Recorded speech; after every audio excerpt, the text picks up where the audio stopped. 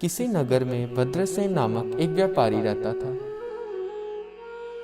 व्यापार में घाटा हो जाने के कारण उसकी हालत कंगालों जैसी हो गई थी।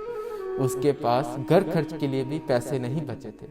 वह बहुत परेशान रहने लगा। एक दिन उसके मन में ख्याल आया कि वह परदेश जाए और वहां से कुछ धन दौलत कमाकर लेकर आए। लेकिन उसके पास तो पैसे ही नहीं थे। वह परदेश कैसे जाता। फिर उसने एक दिन देखा कि उसके घर में पुरखों की बनाई हुई एक पीतल की तराजू थी जो बहुत ही बड़ी और बहुत भारी थी।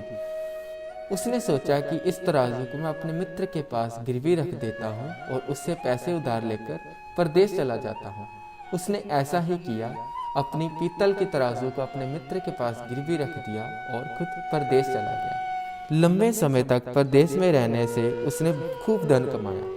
फिर एक दिन उसे अपने गांव की याद सताने लगी और उसने सोचा कि मैं अपने गांव होकर आता हूँ। गांव पहुंचते ही उसने पहला काम यही सोचा कि मैं अपनी तराजू को अपने मित्र से छुड़ा लेता हूँ। वे तराजू को छुड़ाने सीधा मित्र के पास गया और बोला, मित्र, मैंने जो तराजू तुम्हारे यहाँ गिरवी रखी थी, अब उसे मुझे लौटा दे। मित्र के मन में लालच था, इसलिए वे उसे तराजू नहीं देना चाहता था। अंत वे बोला, कौन सी तराजू भैया? उस तराजू को तो चूहे खा गए, अब में मेरे पास नहीं है। भद्रसेन समझ गया कि मेरे मित्र के मन में लालच आ गया है। भला पीतल की तराजू को चूहे कैसे खा सकते हैं। इसलिए उसने सोचा कि अब अपने मित्र को मैं सबक जरूर सिखा कर रहूंगा। अरे मित्र, यदि तराजू चूहे खा गए हैं तो इसमें भला आपका क्या दोष? हर चीज समय पर नष्ट होती है। खैर, मैं शहर से बहुत सारे तोहफे लाया था। अपने पुत्र को भेजो, वो घर से मेरे तोहफे ले जाएगा। मित्र तोहफे के नाम सुनकर ही बहुत खुश हो गया और उसने अपने पुत्र को आवाज दी और बोला, बेटा, तुम्हारे चाचा जी शहर से तोहफे लेकर आए हैं। जाओ, अपने चाचा जी के साथ जाओ और उनके साथ जाकर तोहफे लेकर आओ। उसका पुत्र खुशी खुशी भद्रसेन के साथ चल दिया। रास्ते में जाते हुए भद्रसेन ने अपने मित्र के पुत्र को एक गुफा में भेज दिया और उसका द्वार बाहर से बंद कर दिया। फिर वह अपने घर चला गया।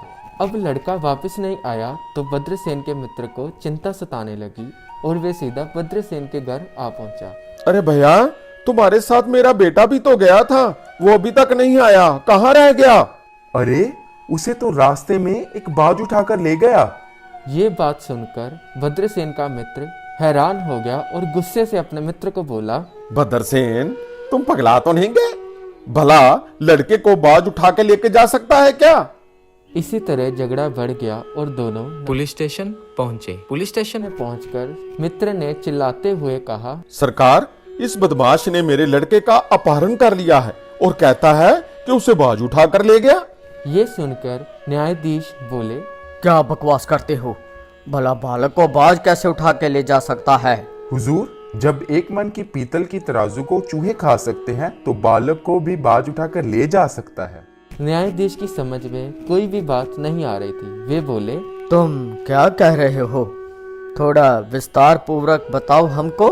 इसके बाद उसने न्यायाधीश के सामने पूरा किस्सा बयान कर दिया। उसकी बात सुनकर न्यायाधीश ने साहूकार को डांट लगाई और उसे हुक्म दिया कि वह भद्रसेन की तराजू वापस करे।